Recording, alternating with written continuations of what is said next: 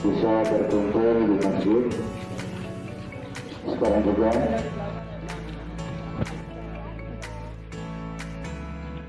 panas, semakin siang semakin panas.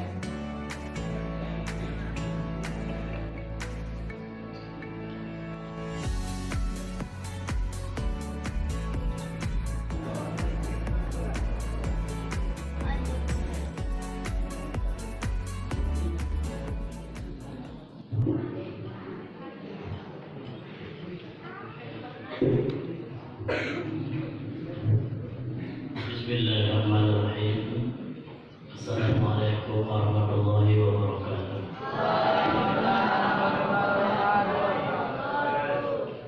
Berjuang mempertahankan iman. Maaf sih karena kalian akan tangguh, akan pulang ke rumah untuk mengamalkan ilmu yang kalian peroleh di pondok ini. Nah, sebelum kalian pulang, sebelum kalian mengisi liburan Idul Fitri, sebelum kalian beristirahat di rumah, mengganti aktivitas di pondok dengan aktivitas di rumah, maka perlu kalian mendapatkan bekal, mendapatkan tuntunan, wasiat, informasi, dan yang nanti akan disampaikan oleh Ketua Yayasan Pondok Pesantren Darul Khairat, Bapak Haji Al-Hadi. Silakan, waktu itu dipersilakan.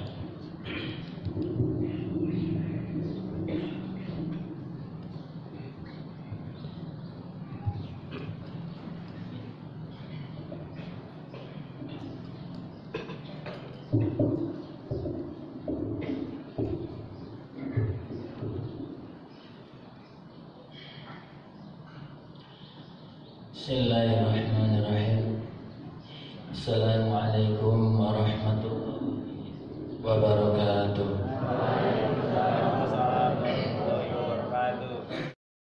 Kenikmatan harta, kenikmatan usia, kenikmatan kesehatan, semua kenikmatan yang Allah berikan kepada kita ini harus kita syukuri.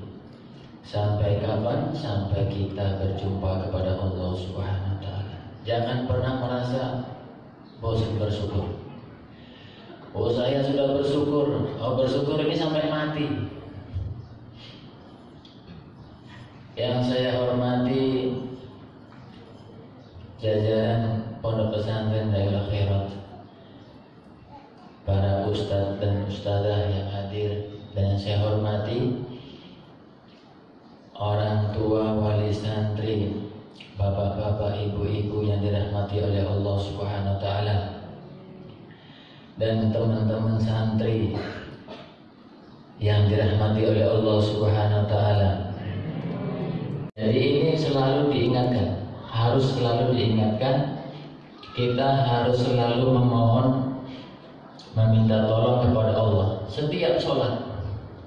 Jangankan setiap pembicaraan, setiap sholat kita disuruh meminta tolong kepada Allah, berdoa kepada Allah agar kita ini diistiqomahkan dalam amalan-amalan yang diridhoi oleh Allah.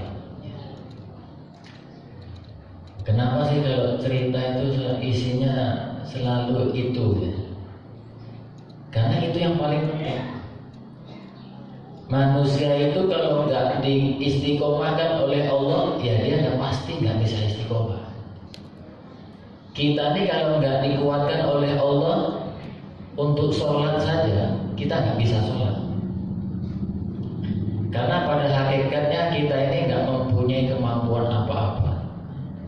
Kalau ada manusia yang merasa itu mampu dia sholat, dia merasa mampu untuk baca Al-Quran, berarti dia adalah melupakan Allah. Kalau Allah nggak gerakkan kita, ya kita nggak bisa beramal.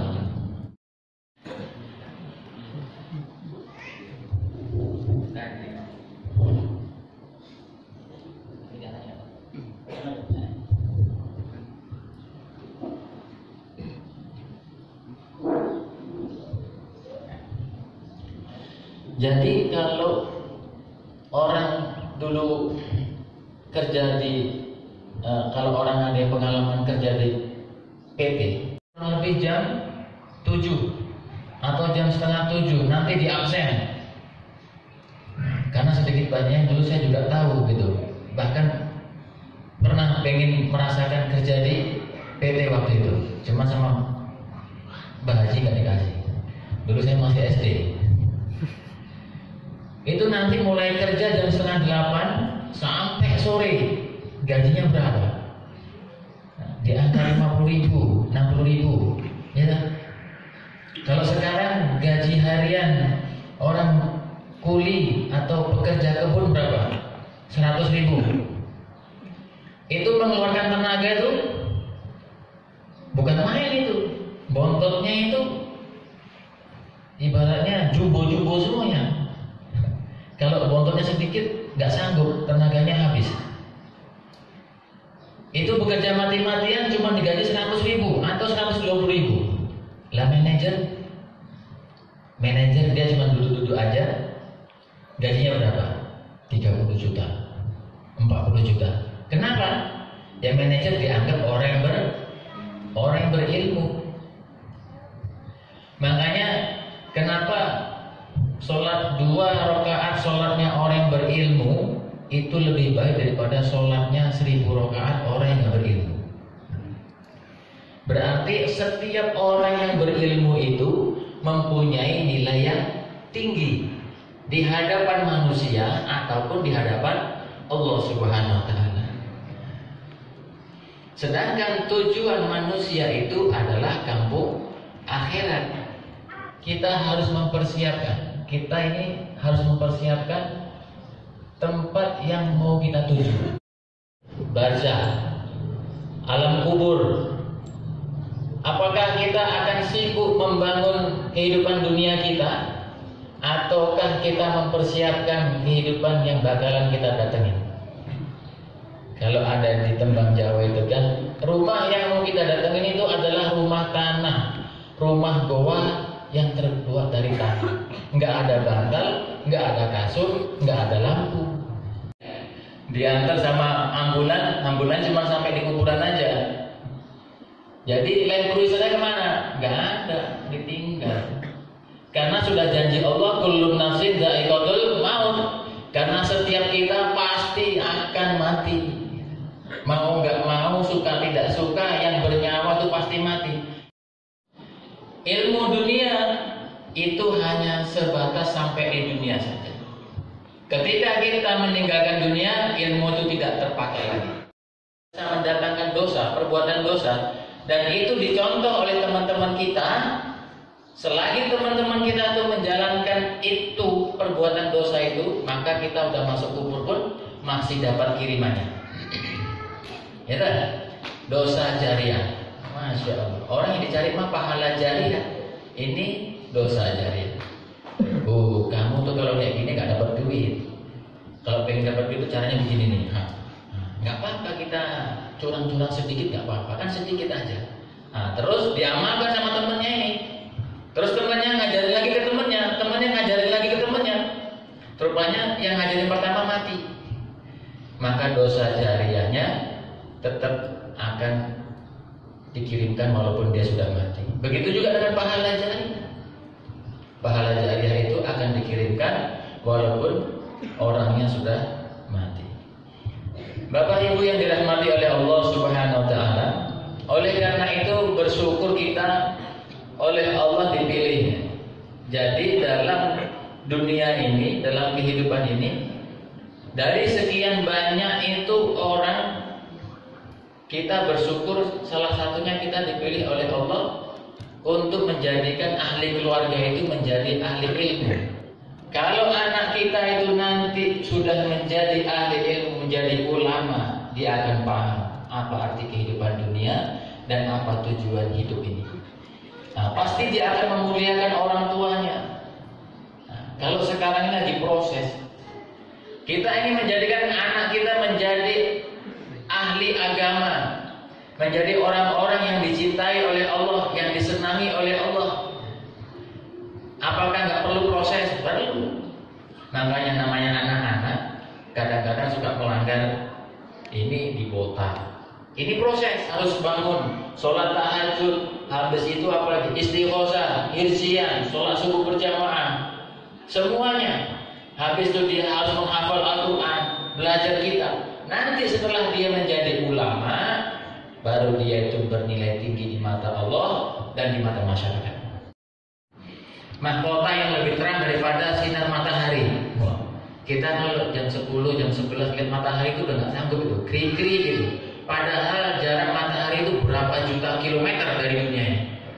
Nah ini anak hafal Al-Quran, dia bisa memakaikan mahkota, ya kan, kepada orang tuanya yang lebih terang, yang lebih yang lebih besar nilainya dibandingkan matahari dunia beserta isinya. Gak ada apa-apanya dunia beserta isinya. Kita melihat mobil terbaru keluar aja udah herannya itu luar biasa. Mobil Fortuner terbaru keluar lewat depan mata kita cuma bisa mantep ya. Itu padahal cuma kaleng-kaleng nih kan. Kaleng-kaleng dicat, dibentuk gitu aja gitu kan. Kita udah tertipu-tipu kita. Bagaimana kalau yang buat tuh Allah? Baju kemuliaan, baju kebesaran yang Allah berikan nanti untuk anak-anaknya yang belajar Al-Quran, yang mempelajari ilmu-ilmu kenabian, ilmu kitab, ya toh? Kemuliaan-kemuliaan yang nggak bisa diceritakan sebenarnya. Tapi prosesnya agak nyesek dikit dada kita. Tahu tangannya di rotan. Kenapa meneh? Ya karena waktu program kabur. Tapi Bapak Ibu jangan khawatir. Karena hukuman kita itu masih batas kewajaran. Karena rotan itu adalah sebaik-baik pendidik untuk anak. Kalau anak salah di rotan, ibarat itu tumbuhan itu disiram pakai air. Jadi hukuman-hukuman kepada anak, hukuman-hukuman kepada orang, atau tertib-tertib disiplin kepada orang itu bisa membuat orang itu menjadi lebih baik. Ketika nanti orang ini sudah menjadi ulama, menjadi ustaz, udah nggak ada yang mukul lagi. Iya. Siapa yang mau mukul Ustaz Saiful? Nggak ada yang berani.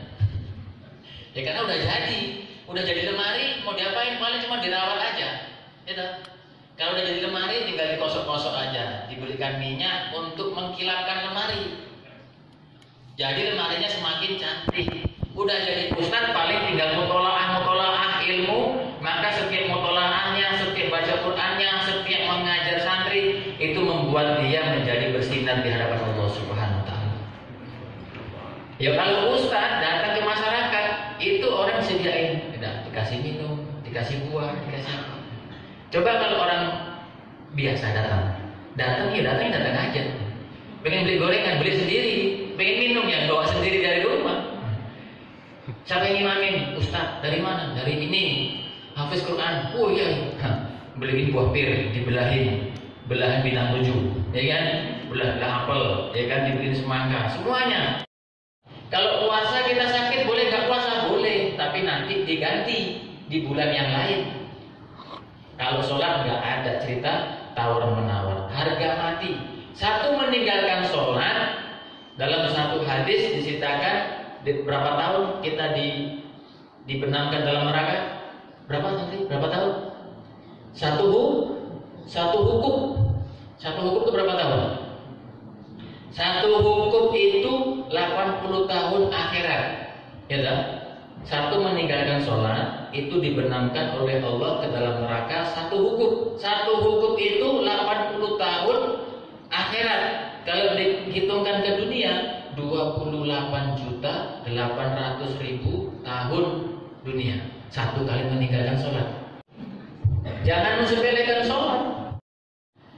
Harta itu pelengkap, bisa menjadikan kita makin bahagia, bisa menjadikan kita makin ancur-ancuran. Itu harta. Kalau nggak bisa bawa, harta itu akan menenggelamkan dia ke dalam nerakanya Allah Subhanahu Wa Taala. Saya itu melihat orang tua saya itu bahagia ketika saya datang, walaupun saya cuma bawa gorengan atau bawa buah, yang harganya murah. Selama ini orang tua saya kasih uang banyak itu ternyata dia itu nggak bahagia. Berarti yang diharapkan orang tua itu apa? Kehadiran kasih sayang seorang anak kepada orang tua, nggak uang. Datang anak misalnya, datang anak ya kan? Datang anak ke orang tua, apa Pak? Butuh duit, nah 5 juta. Baru sebulan nggak ada datang, setahun nggak datang, ya kan? Nanti tahun datang itu cuma sebentar, baru datang sebentar, udah megang telepon, megang HP. Aduh Pak, aku nggak bisa lama-lama Pak, aku sibuk banget. Padahal bapaknya belum lepas kangen sama anaknya ini. Kira-kira tersiksa nggak hati anak bapaknya itu? Anak, walaupun anaknya orang sukses, tapi kalau nggak bisa ngasih kasih sayang, orang tuanya itu sakit hati. Ya. Yang dibutuhkan orang tua itu apa? Doa seorang anak yang soleh, ya kan? Anak datang dengan wajah yang berseri-seri, ya kan? Nah, anak datang membacakan doa. Orang tua meninggal, dia mensolatkan, imamin. Nah, habis mengimamin, dia memimpin tahlil, doa. Setiap malam dia baca doa, setiap malam dia baca Al-Quran. Orang tuanya terus dapat pahala, ya, dapat pahala. Anaknya jadi ustaz, dia ngajar santri, santrinya ngaji, ini dapat terus untuk orang tuanya. Bapaknya itu terus dapat, santrinya terus belajar terus sampai jadi ustaz lagi. Selama ustaz ngajar, orang tuanya dapat pahala. Walaupun anak kita tadi sudah meninggal dunia, tapi santri yang diajarnya yang 100 sekian orang itu tadi itu, ini masih hidup dan dia masih mengamalkan agama, masih ngalir sama orang tuanya. Nggak ada habis-habisnya. Nanti ustaz ini dia ngajar lagi, santri lagi, sampai hari kiamat nggak ada habis-habisnya. Itulah multi level terbaik dunia sampai akhirat. Saya beritahukan tentang kerjasama wali santri dengan pihak pondok, ya kan? Nah, pondok ini menetapkan untuk maslahat bulanan untuk mulai tahun ajaran baru itu kan jadi 600.000. Karena apa? Karena dihitung-hitung dengan kebijakannya presiden zaman sekarang, ini kayaknya berat. Sedangkan orang dapur itu kemarin ketika ditanya gimana kalau lauknya dikasih tempe terus, waduh kasihan lah santrinya. Kalau nggak terong terus, mau? Kalian santri ini mau? Dikasih terong terus, kasih kubis terus, mau? Takutnya nanti belajarnya loyo. Takutnya di kelas nanti tidur terus dia. Masa kalau dikasih biasa makan lele, biasa makan ayam, biasa makannya itu pakai yang bernyawa. Ya emang ya kol itu, kubis itu bernyawa juga ya kan Pak? Ya kan, sawi itu bernyawa juga, terongnya bernyawa juga, kan sama-sama bernyawa. Tapi santrinya nggak ada yang mau. Kalau dikasih terong itu nggak dimakan terongnya. Saya takutnya santrinya sakit, yang dimakan cuma nasi toh. Nah, jadi punya cerita yang mau nggak mau kita naikkan uang maslahat santri, bulanan santri. Karena apa? Minyak goreng pindah harga, gitu. Bawang merah pindah harga, semuanya pindah harga. Jadi mau nggak mau ini maslahat santrinya nggak pindah harga, naik sedikit aja. Ini mohon dimaklumi, saling pengertiannya. Ilmu rohani itu butuh makanannya berbentuk rohani juga, gitu. Selain uang jajannya dipenuhi, ya toh, tapi kiriman rohani dari orang tua itu pengaruhnya besar. Pesantren ini sebagai pengganti orang tua selama di pesantren. Jangan kita pernah dalam hati itu meremehkan ustaz, ngomong kurang sopan sama ustaz, ya toh. Nah, ustaz ini pengganti kita. Sumber ilmu itu dari ustaz. 24 jam anak kita itu dengan ustaz-ustaz yang ada di pondok. Jadi kita harus menghargai ustaz, ya kan? Ya, saya enggaknya ya bukan menghargai banget enggak sih, cuma dalam arti ngomong ya kita adalah jangan menyepelekan, gitu. Nah, anak kita nih Pak selagi di pesantren ini dihitung fisabilillah. Kalau meninggal di pesantren sahih. Nah, bulan Ramadan ini juga sampai bulan Syawal Lebaran. Jadi saya mewakili yayasan pondok pesantren, apabila ada kesalahan kami, ya ada kesalahan kami sengaja maupun tidak sengaja, lahir batin kami mohon maaf lahir batin yang sebesar-besarnya. Maaf Pak ya, maaf ya Bu ya. Kalau ada mungkin menyentil anak ibu ya kan gimana, pokoknya semua itu untuk kebaikan kita bersama. Subhanallah bihamdihi, subhanallah. Assalamualaikum warahmatullahi wabarakatuh. Nah, di sini ada penyampaian tentang pendidikan selama perpulangan di rumah yang akan disampaikan oleh Ustaz Hanafi insyaallah. Bismillahirrahmanirrahim. Rabbi shrah li sadri wa yassir li amri wa hlul 'uqdatam min lisani yafqahu qawli. Assalamualaikum warahmatullahi wabarakatuh. Waalaikumsalam warahmatullahi wabarakatuh. Alhamdulillahil karim, wa sallallahu wa sallim ala rasulil karim. Bapak Ibu yang dirahmati Allah Subhanahu wa taala, wali santri yang berbahagia, kemudian seluruh pengurus yayasan, asatidz, dan juga yang tidak kalah penting anak-anakku sekalian, para pejuang agama, para santri-santri yang hari ini ya merasa berbahagia.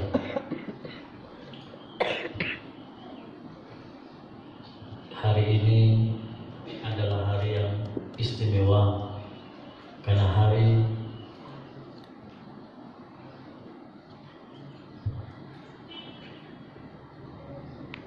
awal kalian mulai kembali untuk berjuang di rumah masing-masing, di kampung masing-masing, dengan membawa setitik ilmu-ilmu yang kalian peroleh di pondok pesantren ini.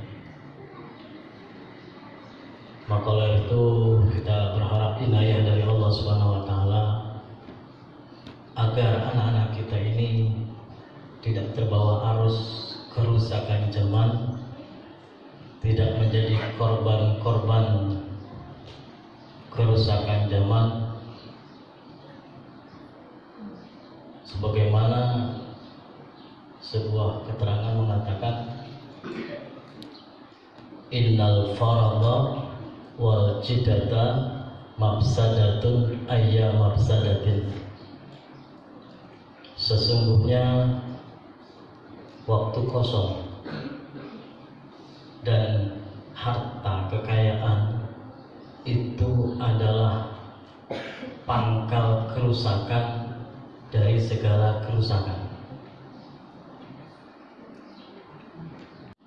Dari bangun tidur jam 4 kurang sudah bangun, kemudian berzikir istighosah, bermunajat pada Allah Subhanahu wa taala, dilanjutkan baca Quran sampai subuh, kemudian habis sholat subuh, kemudian mereka zikir pada sholat subuh, kemudian ya tidak lupa qobliyah subuhnya, kemudian baca ayat khirzi, baca ayat-ayat penting untuk melakukan kebersihan pondok, tugas-tugas improdi, nyuci dan sebagainya, mandi dan sebagainya. Kemudian jam 7 mereka harus sudah masuk program tahfidz sampai jam 10. Jam 10 mereka keluar, itu dari jam 7 sampai jam 10 mereka sudah ya.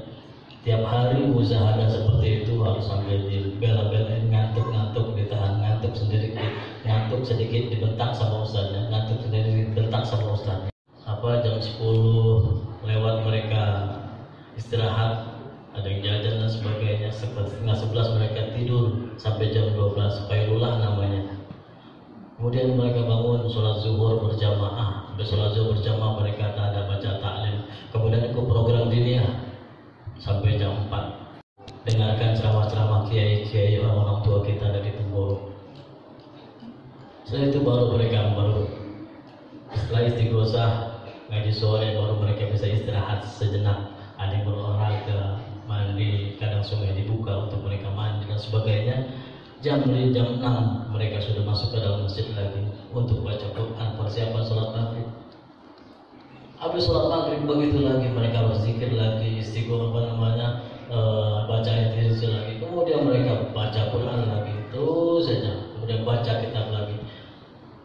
tidur jam 11 baru tidur, jam 10 jam setengah 11 baru mulai mereka beranjak tidur. Nah seperti itu kegiatannya. Jenuh memang. Tapi mereka 24 jam ada dalam program agama. Nah kegiatan-kegiatan ini kita isi supaya mereka nggak berpikir hal-hal aneh. Nah mereka pulang nanti pasti akan banyak waktu kosong. Program tahfidznya nggak ada kan, dari pagi sampai jam 12 kosong, mereka ngapain? Kemudian dari jam 12 sampai sore sampai asar pun ngapain mereka? Sehingga wajar ada orang tua, kemarin ada beberapa orang tua datang ke saya, Pak, libur kapan? Nanti tanggal 20 Ramadan. Berapa lama? 1 bulan. Aduh Pak, kelamaan. Itu protes orang tua, bukan Pak kurang Pak 3 bulan harusnya, enggak gitu. Tapi justru Pak kelamaan. Kenapa? Dari sebelum Ramadan saya udah khawatir kalau anak saya pulang di rumah, anak saya ngapain? Nanti kawannya nyamper, apalagi perempuan dan sebagainya, mereka akan bergaul, pakai HP, pegang tiap hari, ya kan, round naik sepeda motor, naik kereta kemana-mana. Kita melarang anak kita, mungkin kadang-kadang bapaknya melarang, emaknya ngasih, kan gitu, emaknya melarang, bapaknya ngasih, bapaknya sama mamanya melarang, neneknya mengasih, kan gitu. Akhirnya dia, bapaknya melarang, mamanya melarang, udah tinggal sama neneknya. Namanya nenek, tahu sendiri kan, apa aja dikasih, saking sayang sama cucu. Akhirnya mereka lupa amalan agama, sampai-sampai jangankan puasa, sholat 5 waktu pun bisa saja terjadi mereka meninggalkan, Pak. Nah itulah yang keprihatinan saya. Jadi kalau santri pulang tuh hati saya hilang. Artinya apa? Takut, ada rasa takut mereka ditangkap oleh setan. Bukan dibawa lari ke gunung, bukan lari ke pohon, kemudian dijadiin anak setan, bukan. Tapi perbuatan mereka dipengaruhi oleh perbuatan setan. Walaupun Ramadan kayak gini nih, pulang bukannya bagus Pak, malah diceramahin. Kau mati di pondok pesantren, kalau sakit jangan telepon orang tua. Sehingga sakit, saya pernah masuk di rumah sakit, saya nggak bisa disangka oleh dokter perasaan saya sakit paru-paru kan, tapi ternyata diperiksa bukan paru-paru. 15 hari saya nggak telepon orang tua, saya nggak hubungi orang karena belum ada telepon waktu itu, yang ada telepon kantor, belum ada HP maksudnya, kalau kirim surat dan sebagainya. Artinya apa? Artinya kita lepaskan anak kita di pondok pesantren, kita lepaskan, kita serahkan sama Allah Subhanahu Wa Taala. Sebagaimana Syekh Abdul Qadir dititipkan oleh orang tuanya untuk pondok pesantren, dilepas. Syaratnya apa? Syaratnya 40 hari pertama orang tua nggak boleh jenguk. 40 hari pertama nggak boleh jenguk. Mau saya terapkan kayak gitu Pak? Yang daftar 40 hari pertama nggak boleh dijenguk. Nanti udah 40 hari baru silakan. Supaya mereka cek dulu bahasanya, supaya mereka nancep dulu hati mereka di pondok. Memang banyak perjuangan, memang banyak mereka akan nangis dan sebagainya. Itu tugas guru, tugas ustaz di sini. Ya, Bapak Ibu yang rahmati Allah Subhanahu Wa Taala, anak-anakku sekalian. Maka kalian akan pulang ke rumah itu membawa ilmu, sedetik ilmu yang kalian bawa ke rumah. Nah di rumah kalian amalkan. Kalian di rumah bukan disuruh libur, ingat loh. Kalian di rumah bukan disuruh libur, tapi disuruh pindah tempat amalan. Gitu. Pindah tempat amalan. Yang biasa amalannya selama 11 bulan di rumah. Nah sekarang cobalah kalian latih diri kita, amalan di pondok lakukan di rumah. Sholat subuh tepat waktu, berjamaah, sholat 5 waktu tepat waktu, zuhur, asar, maghrib, isya, subuh kalian paling depan. Kalian paling dulu datang ke masjid. Nanti tuh. jadi contoh, jadi asbab hidayah, sehingga yang lain melihat, oh gitu ya pondok tuh enak tuh, ya kan? Udah nanti anak saya biar ke pondok aja lah. Itu situ masjidnya rajin, nggak pernah absen ada di masjid, ya kan? Tiap hari ada di masjid. Azan selalu dia yang azan. Pesantren dengan perbuatan dan amalan kalian. Paham? Datang ke rumah cium tangan, nih, ya, sama mamanya, sama bapaknya. Kalau bapaknya datang cium tangan di sini, mamanya datang di sini. Kalau mamanya yang jemput kalian di sini, bapaknya di rumah, nanti pulang sampai sama mamanya kok sudah salaman tuh, sudah cium tangan. Bapaknya belum. Bapaknya di mana? Susul, jangan dulu sama yang lain. Cari bapak kalian. Kata mama di mana? Di ladang tuh lagi beres. Kejar sampai ke apa namanya? Sakar apa? Ya, jangan lupa tuh. Apalagi yang punya hafalan, ya, yang punya hafalan dijaga hafalannya di rumah. Jangan sampai di sini membawa hafalan 5 juz, nanti Syawal balik ke sini tinggal setengah juz. 4,5 juz habis. Pakai buat main-main, bilang. Ya. Justru kalian pulang itu kalian nambah hafalannya. Bahkan kemarin kelas 3 Bapak kasih PR untuk semuanya juga nggak apa-apa. Al-Quran ada berapa nama? Ada berapa surat? Al-Quran ada berapa surat? 114. Semuanya 114 surat. Pertama surat apa? Al-Fatihah. Terakhir surat apa? Tugas kalian menghafal tiap hari 5 surat. Namanya aja.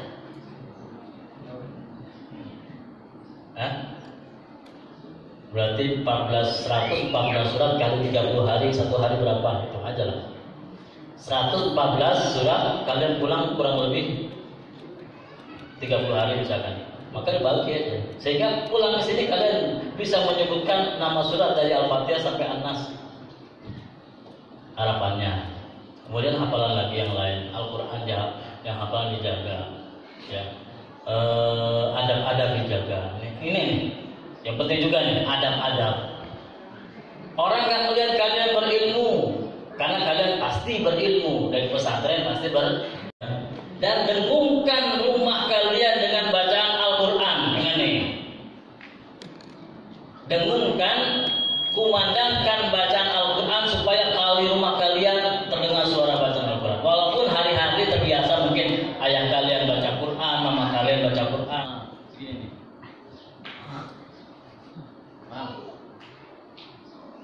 Ini nggak sopan mengeluarkan atau bersuara itu kan? Itu nggak sopan.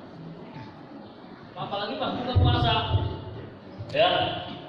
Kamu di WC atau di apa, di kamar mandi maksudnya, atau di tempat wudhu, di masjid dengan apa gahak mengeluarkannya seperti itu, ada suaranya, orang mau buka jadi nggak selera, kan gitu. Apalagi bukanya cuma pakai lemet, ya kan, lemet sama kolak segelas, ada yang mau makan. Jadi nih, dibayangin aja kolaknya, ini isinya. Kalau udah murah kayak gini sih, jadi dimakan. Ini ada sepele, tapi kita santri masih banyak yang melakukan. Karena bapak sering masih dengar. Oleh karena itu, kalau seandainya anak bapak, ibu seperti itu, ya kasih tahu, karena mungkin mereka juga belum paham. Bahwa kalian nggak puasa tapi di situ puasa, nggak sholat zuhur, tulis dulu sholat zuhur. Nah, kalau kalian nggak berdusta, nanti ilmunya nggak manfaat. Makanya amalkan, jangan diisi, maksudnya diisi. Kalau ada tantangan orang tua, kasih orang tua tantangan. Itu amalan muhasabah kalian, ya. Kemudian ada tata tertib, dibaca nanti tata tertib pelanggaran-pelanggarannya. Itu nanti Bapak Ibu yang dirahmati Allah SWT, nanti tata tertib itu dibaca, dipahami, supaya karena untuk mentertibkan anak-anak kita itu bukan hanya tugas ustaz, tapi juga orang tua. Nah, ini anak-anak seperti ini kan masih labil-labil mereka, Pak. Kita perlu kerja keras untuk antara menjadi tegas, keras dan lembut. Ya Bapak Ibu ya. Di sini kita nggak mukul Pak. Karena kita dengar nih. Saya pernah terlambat sholat asar, kemudian dipukul oleh ustaz pakai bambu segini Pak. Masbuk sholat asar dipukul sama bambu segini, pecah tuh bambu paha saya. Padahal bapak tangan saya badan saya kurus. Dipukul sama bambu pecah. Saya nggak nangis saat itu, tapi ketika masuk kamar baru nangis. Jadi pukul Pak, merah ini Pak. Apa saya lapor orang tua bapak saya nggak tahu. Sampai sekarang orang bapak saya sudah meninggal dan nggak tahu bahwa saya dipukul oleh ustaz gara-gara sholat asar ketinggalan. Dan ini kami tidak lakukan di sini. Nggak ada anak yang kami pukul seperti itu. Karena kami khawatir kalau orang tua sekarang nih ya, yang paham alhamdulillah, anaknya dipukul langsung. Di rumah saya nggak pernah pukul anak saya. Ya kan gitu. Di rumah anak saya sayang, saya apa aja saya kasih. Saya pondokin supaya dia belajar, supaya dia mau belajar, bukan dipukul. Kan gitu Pak. Ada orang tua kayak gitu yang belum paham. Nah oleh karena itu kami perlu dukungan dari orang tua dalam hal mendisiplin anak. Kami tidak senang Pak. Nanti pendidikan nggak jalan. Tapi insya Allah kita berusaha untuk pernah ada kamu nggak bisa belajar dengan tempeleng, nggak pernah. Kami nggak berusaha untuk hal-hal itu. Tapi paling pukul pakai kayu tangannya kita pukul. Tapi sekarang sudah lama kita berhenti karena untuk menghindari sekarang ada hukum juga, hukum negara yang melarang pemukulan dan sebagainya. Ya apalagi sampai kalau sampai ke ranah polisi kita yang kalah. Makanya kita nggak mau pesantren ini gara-gara kita mukul anak pondok pesantren kita tercemar dari sampai kantor polisi. Itu karena kurang kerjasama orang tua dalam hal mendidik anak. Sekarang pondok pesantren saya masih tetap melakukan seperti itu, pemukulan dan sebagainya, informasi yang benar. Tapi di sini kita terangkan. Tapi oleh karena itu kami mohon bantuan dari Bapak Ibu yang rahmat Allah Subhanahu wa taala untuk sama-sama mendukung program dan disiplin kami. Apapun yang sampai kepada Bapak Ibu tentang cara kami menghukum atau cara kami mendisiplin, Bapak dengar, oh anak saya orang. Tapi insya Allah kita berusaha untuk pernah ada kamu nggak bisa belajar dengan tempeleng, nggak pernah. Kami nggak berusaha untuk hal-hal itu. Tapi paling pukul pakai kayu tangannya kita pukul. Tapi sekarang sudah lama kita berhenti karena untuk menghindari sekarang ada hukum juga, hukum negara yang melarang pemukulan dan sebagainya. Ya apalagi sampai kalau sampai ke ranah polisi kita yang kalah. Makanya kita nggak mau pesantren ini gara-gara kita mukul anak pondok pesantren kita tercemar dari sampai kantor polisi. Itu karena kurang kerjasama orang tua dalam hal mendidik anak. Sekarang pondok pesantren saya masih tetap melakukan seperti itu, pemukulan dan sebagainya, informasi yang benar. Tapi di sini kita terangkan. Tapi oleh karena itu kami mohon bantuan dari Bapak Ibu yang rahmat Allah Subhanahu wa taala untuk sama-sama mendukung program dan disiplin kami. Apapun yang sampai kepada Bapak Ibu tentang cara kami menghukum atau cara kami mendisiplin, Bapak dengar, oh anak saya orang. Nah, itu bahwa gini-gini, bahwa ada anak santri dimasukkan ke suruh melek dari matanya. Apa benar? Saya dengar gitu rumor di masyarakat.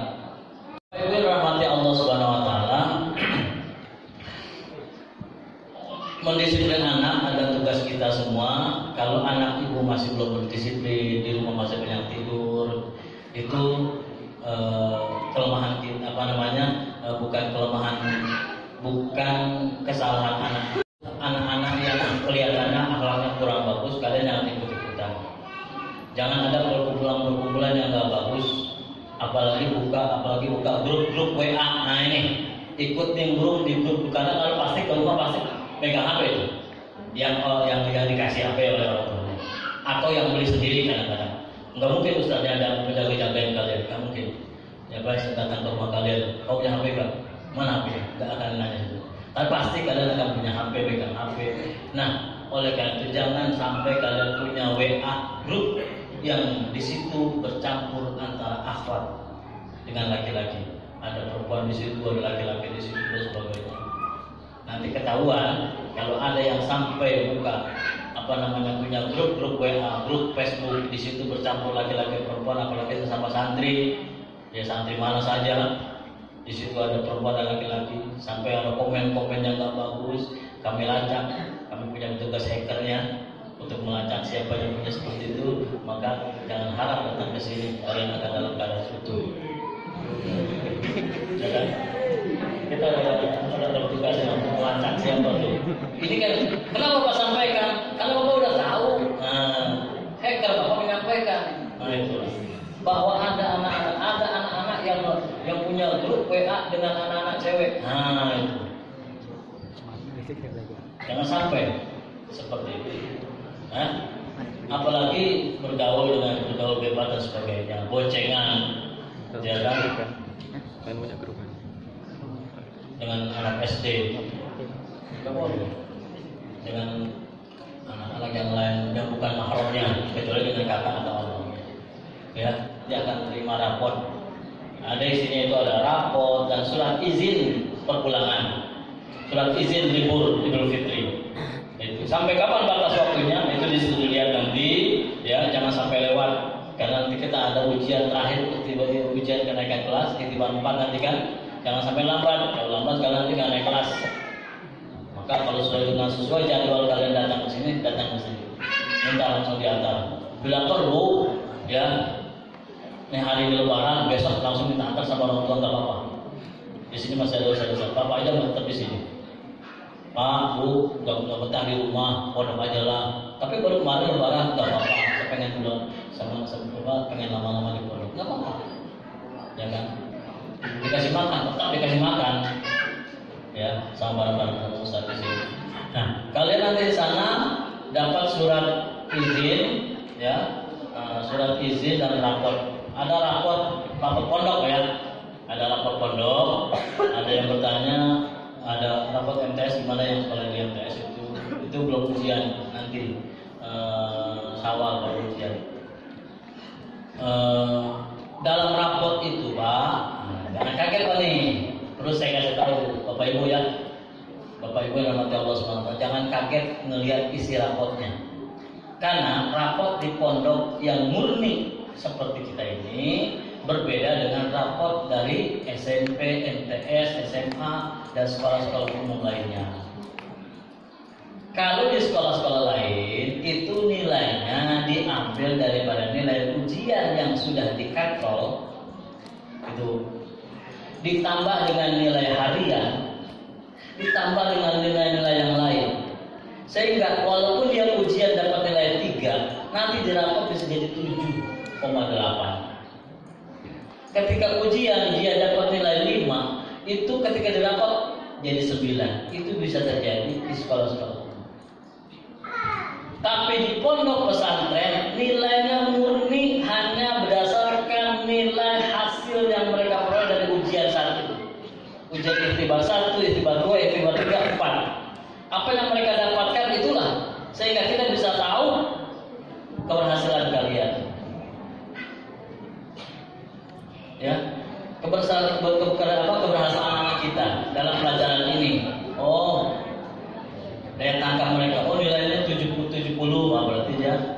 Oh nilai, bahkan jangan kaget kalau kita melihat anak kita nilainya 20, 10, 15, bahkan nilainya 5, bahkan nilainya 0 sekalipun. Cuma nilai 0 ini kita akan musyawarahkan supaya kita tahu ini kita masih ada pembelajaran, ya, supaya standar nilai ke depan itu jangan. Karena memang kita nilainya standar, kalau memang dia 30 soal salah semua, tidak ada yang betul, untuk nilai-nilai itu tidak ada nilai otomatis. Untuk menunjukkan bahwa yang kita tujuan daripada ujian di pondok pesantren ini bukan mencari nilai, tapi mencari data kepahaman santri, sejauh mana mereka paham fikih, tajwid, akidah yang mereka pelajari, sejauh mana mereka dapat nangkepnya itu dari hasil ujian itu. Kalau nilai-nilai di sekolah-sekolah itu nggak menjamin Pak. Nilai 8, 9 karena saya juga sekolah umum, ngajar di sekolah umum. Jadi tahu cara penilaiannya, ya. Bahwa nilai 8 yang diperoleh anak kita di SMP, di MTS itu tidak murni mereka dapat segitu. Itu hasil katrolan dari angka 3 menjadi angka 8 dengan nilai harian, nilai-nilai yang lain. Bahkan ada like and dislike. Kalau gurunya kurang bagus, like and dislike. Apa itu? Suka dengan tidak suka. Wah dia suka nih, anaknya baik, datang ke saya kadang-kadang suka ngasih beras 3 kilo, kasih nilai 8, padahal gobloknya bukan itu anak. Jadi nggak menjamin.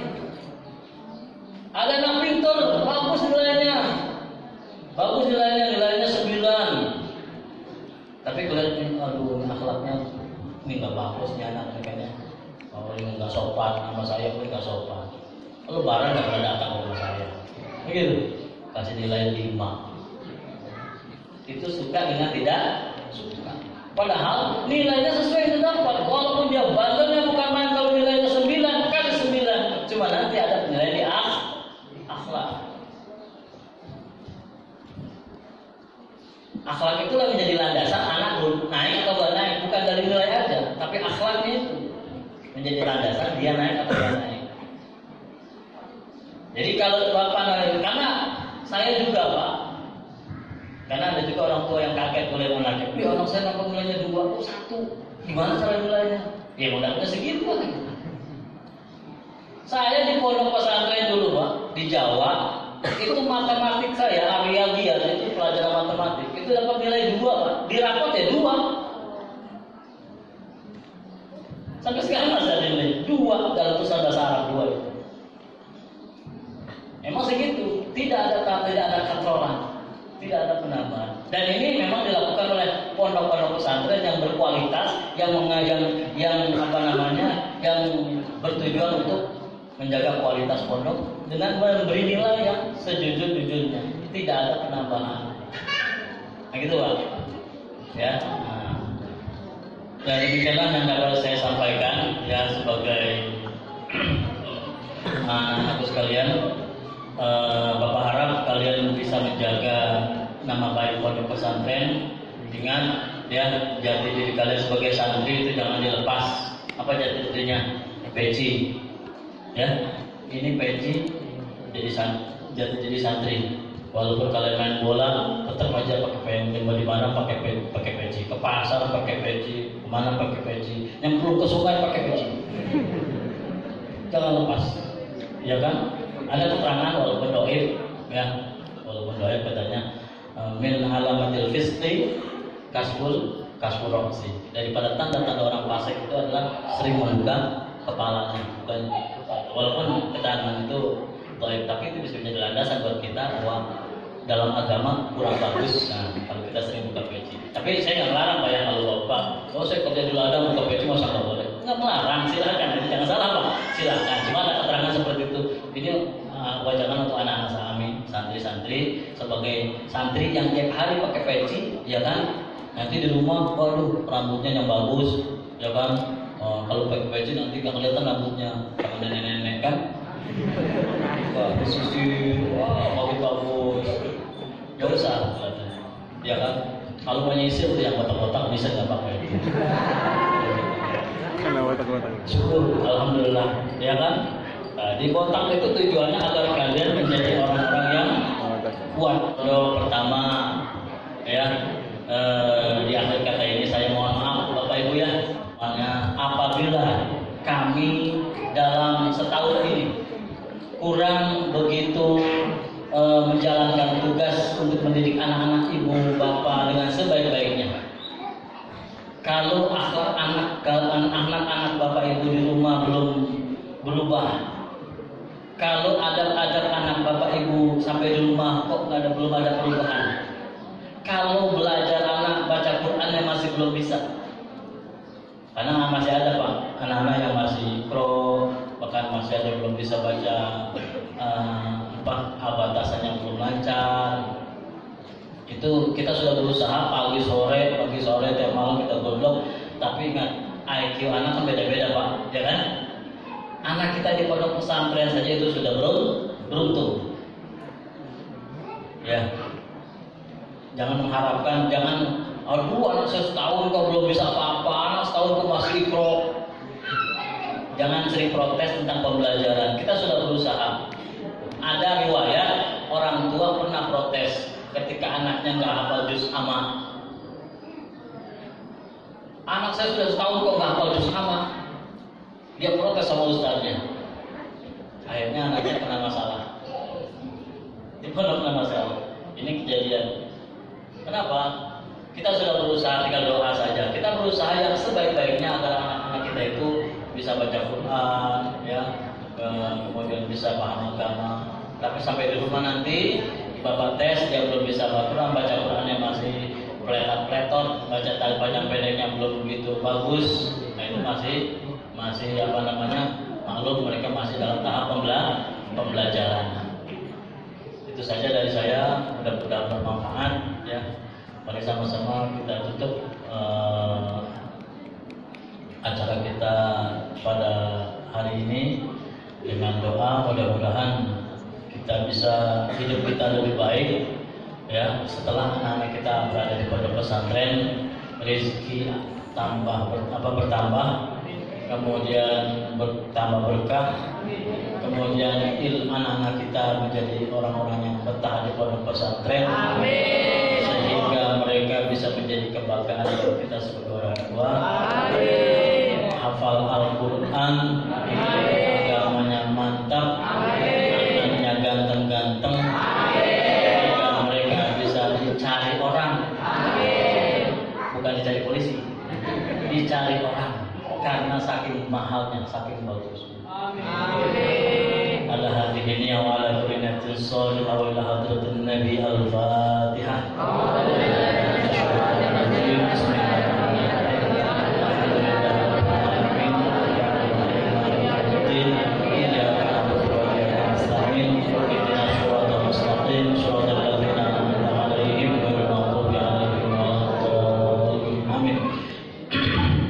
Bismillahirrahmanirrahim. Alhamdulillah, Allahumma shalli ala sayyidina Muhammadin wa ala alihi ajmain. Allahumma ja'al istima'ana fi hadhihi hadzal ma'ad istima'an mamlukan mamlukan bi rahmatika ya arhamar rahimin irhamna. Amin. Ya arhamar rahimin irhamna. Allahumma anta rabbuna la ilaha illa anta 'alaika tawakkalna wa anta rabbul 'arsyil karim. Ma syaa Allah kana wa lam yasha' lam yakun. La haula wa la quwwata illa billahil 'aliyyil 'azim. Na'lamu anna Allah 'ala kulli shay'in qadir wa anna Allah qad ahata bi kulli shay'in ma. Allahumma inna na'udzubika min syarri anfusina wa min syarri kulli dabbatin anta akhidhu bi nasiyatiha. Inna rabbana ala siratal mustaqim. Rabbana sallimna min afati dunya wa fitnatiha wa musibatiha wa adabil qabri wa adabil nar. Rabbana shrif anna syarral zalimin wa makrul makirin wa syarra masa'ibid dunya wa din. Rabbana atina fid dunya hasanah wa fil akhirati hasanah wa qina adzabannar. Walhamdulillahi rabbil alamin. Masa ini bermusyawarah, bersalam-salaman ya. Dari sana itu ke Ustaz Sukemi, ke Sukemi salaman kalau ke sini sama orang tua kalian, sama orang tua baru keluar. Nah, silakan yang sudah siap semuanya, pembayaran sudah lunas, silakan bawa tasnya. Jangan lupa jangan sampai tas orang ke bawah. Subhanallah wa bihamdihi, subhanallah wa bihamdika. Ya, silakan bapak-bapaknya berdiri untuk menyanyikan anak kita. Subhanallah wa bihamdihi, subhanallah wa bihamdihi, asyhadu an la ilaha illallah wa asyhadu anna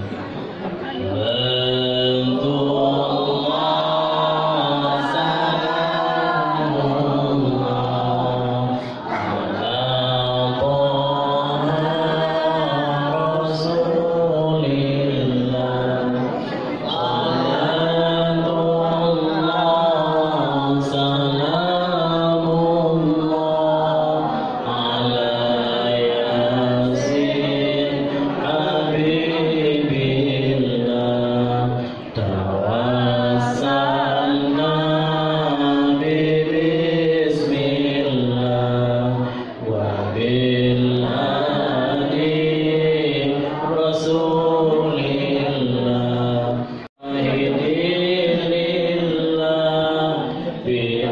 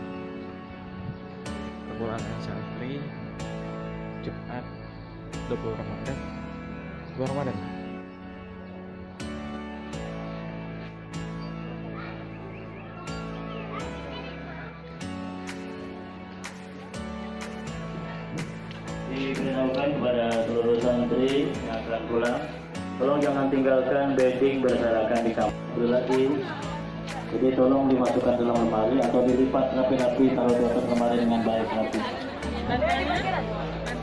Kalau bergerak-gerak atau tidak dilepas beddingnya, remote-nya, bantalnya, semua dalam kondisi rapi sebelum kalian berangkat pulang.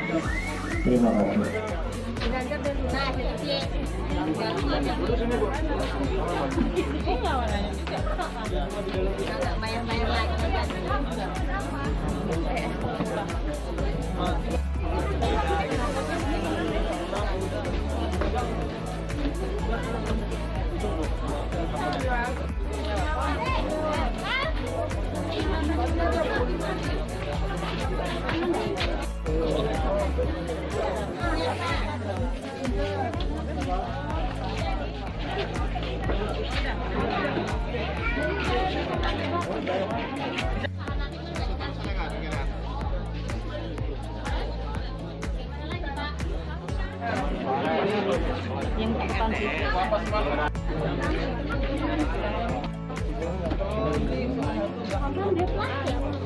Aku aja kebingungan ini bawanya.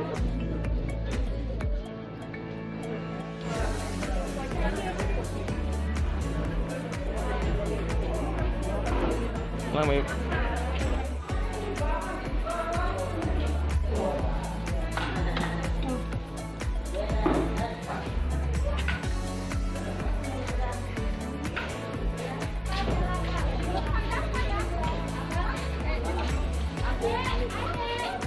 Apa itu? Betulan nggak? Itu betul kayak? Iya. Dapat di mana? Masya Allah. Pakai merah. Oh, kamu bawa pulang?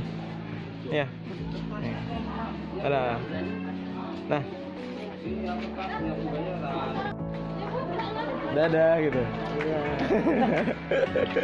Oke, tadi ya. Nih.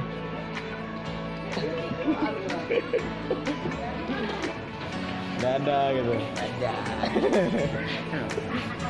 Nanti ya. Ya. Pulang bis.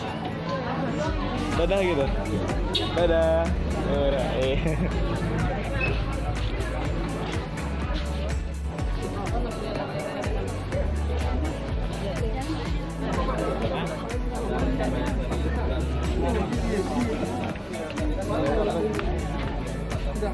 Ada dua ini.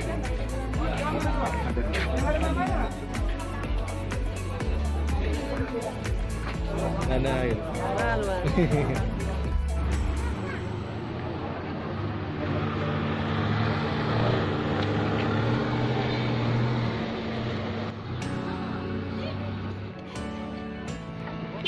Dadah dulu.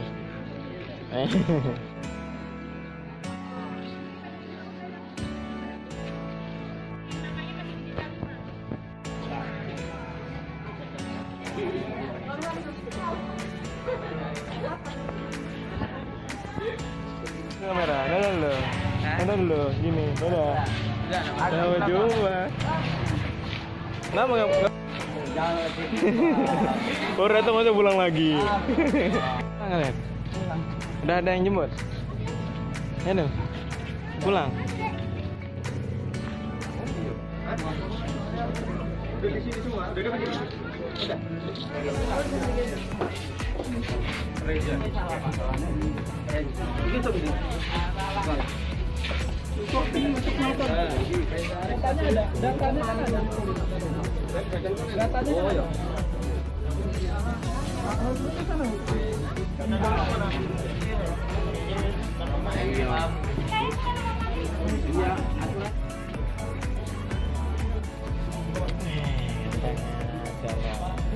Ada yang mau disampaikan sebelum pulang? Bang, tengok hitam putih itu. Di YouTube lah. Ada yang mau disampaikan sebelum pulang ya? Ada yang mau disampaikan sebelum pulang? Nggak ada. Ada yang mau disampaikan sebelum pulang? Ini pulang kemana? Satu. Berapa lama dari sini? 1 jam setengah. Dari jemput tadi? Oh, dari jemput. Nunggu apa jadi? Nunggu apa? Kawan. Kawan. Ada yang mau disampaikan nggak? Kita pulang. Nggak ada. Dadah. Ada juga.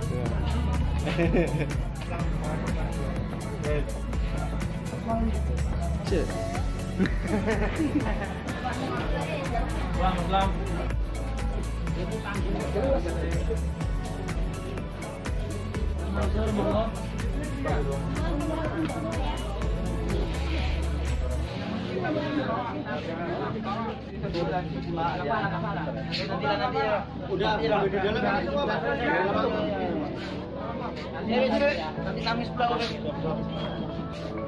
Lagi kepada teman-teman santri yang belum dijemput.